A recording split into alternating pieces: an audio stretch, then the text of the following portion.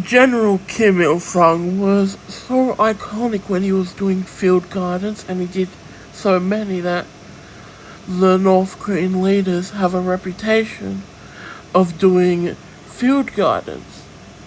Yeah, I'm pretty sure Kim Jong-un, at least in the early days, probably did do quite a bit of field guidance, but since then he hasn't really done anything.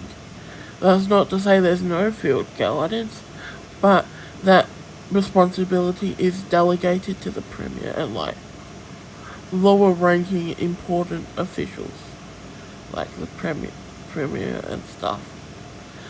But what I think is important to know is that Kim Jong Un doesn't do it, but because Kim Il Sung, no, Kim Jong Il was so iconic. North Korean leaders have the reputation of doing field guidance, which is no longer the case.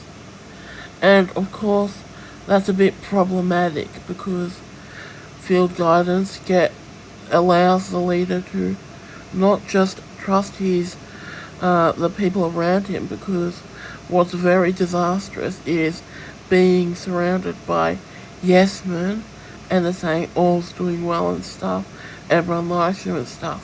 But that's not the case, and of course these yes men, they aren't necessarily super loyal, they are prepared to stab you in the back if it's beneficial to them. So that's a big problem, but going around doing field guidance allows Kim Jong-il to get knowledge of the truth, and of course there's the problem of lot of officials like making everything seem better than what it actually is and stuff, which happens. But of course, but if Kim Il-sung visits a factory, means that the people running the factory fixes some stuff up and that does a new paint job and stuff and gets all good and stuff. Well, Kim Jong-il is doing that all over the country, all these places. So him doing field guidings is in itself making the economy better, even if his advice isn't necessarily good advice.